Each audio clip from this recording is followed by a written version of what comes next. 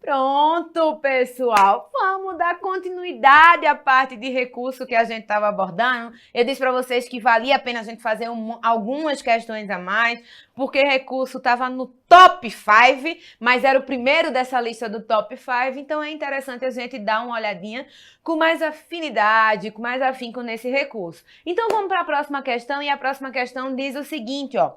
Antônio foi denunciado e condenado pela prática de um crime de roubo simples. A pena privativa de liberdade de 4 anos de reclusão, a ser cumprido em regime fechado, e 10 dias multa. Publicada a sentença no Diário Oficial, o advogado do réu se manteve inerte. Antônio, que estava preso, foi intimado pessoalmente em momento posterior, manifestando interesse em recorrer do regime da pena aplicado. Diante disso, 2 dias após a intimação pessoal de Antônio, mas apenas 10 dias após a publicação no Diário Oficial, sua defesa técnica interpôs recurso de apelação. O juiz de primeira instância denegou a apelação, afirmando a intempestividade. Contra esta decisão, o advogado de Antônio deverá apresentar. E aí pergunta qual é o recurso desta decisão que não aceitou, que denegou a apelação. Primeiro de tudo, pessoal, vocês precisam ter cuidado com o quê? O advogado é o que faz a defesa técnica, ele foi intimado para a realização do recurso, mas o réu também tem direito de recorrer. Então você tem que levar em consideração que se o advogado se quedou inerte, mas o réu, ele foi intimado, tinha interesse de levar em consideração e com isso interpor recurso, ele pode recorrer, claro que por meio de advogado. Afinal de contas, recurso precisa de capacidade postulatória. Então, pessoal, leve em consideração isso. Esse recurso não seria intempestivo, já que o réu abriu-se o prazo quando o réu ele foi intimado para recorrer. E aí eu já tinha dito para vocês, já no bloquinho passado, falando sobre o recurso em sentido estrito e dizendo que da decisão que denega a apelação, caberia a interposição do rese, que é o recurso em sentido estrito. Tanto é que eu disse para vocês, inclusive assim, ó, pessoal, no inciso específico que fala sobre a denegação da apelação, ele diz assim, ó, que denegar a apelação ou a julgar deserta. E aí eu disse que em relação a essa parte de deserção da apelação, você não levaria em consideração porque essa parte não existia mais. Eu até disse assim, ó, a deserção ela acontecia quando o réu ele era condenado e que para ele apelar necessariamente, obrigatoriamente, ele tinha que o quê? Ele tinha que ser preso, e aí ele teria o direito à apelação. Hoje não existe mais, nada impede que ele que ele apresente o recurso e ainda assim esteja respondendo ao processo em liberdade. Então, nesse caso específico, qual é o recurso que denega a apelação? Exatamente, recurso em sentido estrito. A nossa resposta é a letra B, com base, com certeza, no artigo 581, mais especificamente o inciso 15, que fala que denegar a apelação ou a julgar deserta. Aí você vai pegar o seu vadimeco e você vai fazer isso, ó, nessa parte. Dá um risquinho. Tá, se eu posso fazer isso? Pode, não tem problema nenhum. Você faz isso porque você vai saber que só essa partezinha aqui, ó, é que está em total vigor, que essa parte não existe mais. Beleza, pessoal? Tranquilo? Vamos para mais uma questão que hoje eu estou empolgada e eu quero fazer questão com vocês, porque eu quero mostrar para vocês como é que a nossa banca organizadora tende a colocar a questão na prova. E a próxima questão ela diz o seguinte, ó. Marcelo foi denunciado pela prática de um crime de furto. Entendendo que não havia justa causa, antes mesmo de citar o acusado, o magistrado não recebeu a denúncia. Aí ele diz que, diante disso, o MP interpôs o recurso adequado. Pessoal, preste atenção. Qual é o crime? Furto. Artigo 155 do Código de Processo, ou do Código Penal. pena reclusão de 1 a 4 anos. Quando você olhar para saber qual é o crime, porque isso é importante? Porque você vai ter que saber qual é o recurso cabível dessa decisão depois. Como assim, Tassi? A questão me diz que não houve o recebimento da peça inicial acusatória. Por que você precisa saber qual é o crime? Porque se eu estou diante de procedimento comum ordinário ou procedimento comum sumário, leve em consideração que da decisão que não recebe a denúncia ou a queixa, cabe recurso em sentido estrito. Mas se eu estou diante de decisão que não recebe denúncia ou queixa e o crime é um crime de pequeno potencial ofensivo ou é uma contravenção penal, qual é o recurso? Apelação, que está lá no artigo 82 da 9.099/95. Beleza? Então, de cara, ele diz assim, que o MP interpôs o recurso adequado. Qual foi o recurso que o MP vai ter interposto? Reze, com fundamento no 581, inciso 1.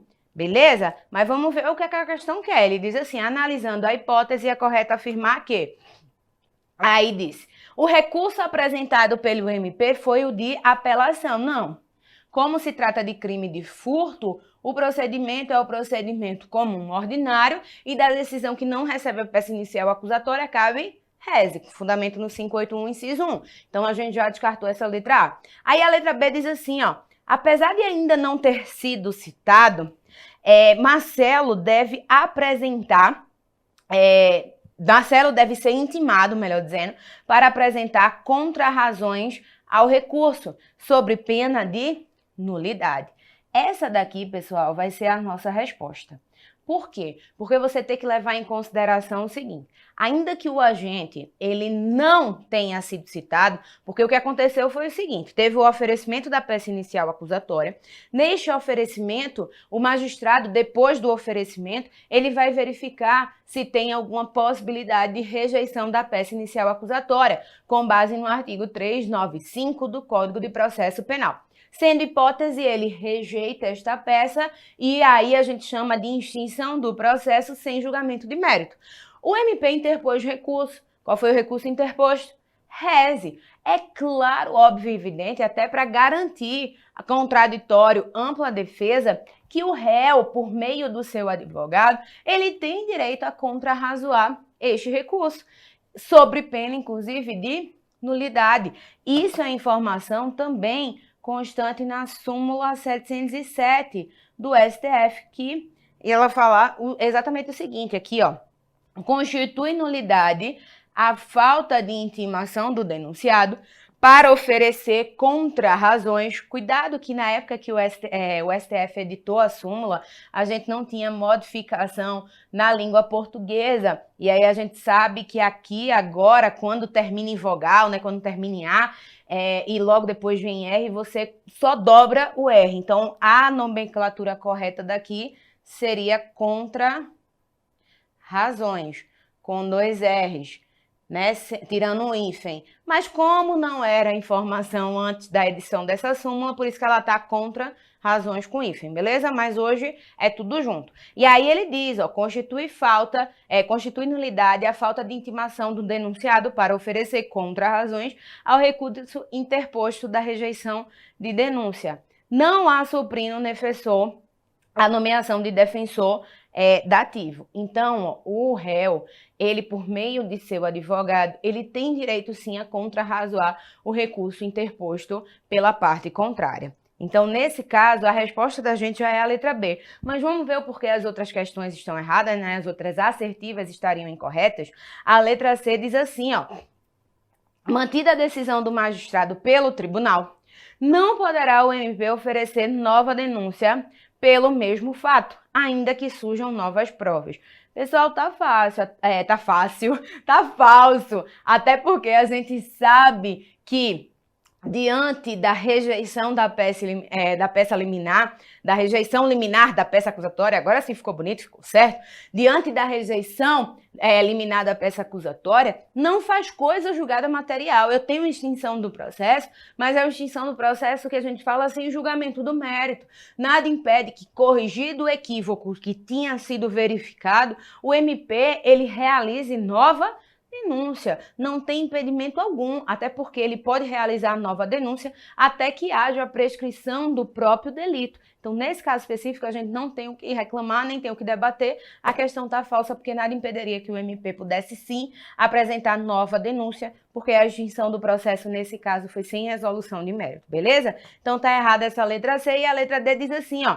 Antes da rejeição da denúncia, deveria o magistrado ter citado o réu para apresentar resposta à acusação. Tá falso também, né, pessoal? Porque a gente sabe que eu primeiro tenho o oferecimento da peça inicial acusatória. A gente até viu isso no bloquinho passado, quando a gente estava estudando a parte de procedimentos. A gente tem primeiro o oferecimento da peça inicial acusatória. Depois disso, a possibilidade de rejeição liminar desta peça acusatória, verificando-se o artigo 395 do CPP. Não sendo hipótese de rejeição, aí o magistrado vai receber esta peça e ordenar a citação do réu para oferecimento da resposta à acusação no prazo de 10 dias. A gente estudou isso como procedimento comum ordinário, lembram disso? Pois bem, por isso que essa questão está falsa, beleza? Vamos responder mais uma? Vamos, eu quero responder mais uma.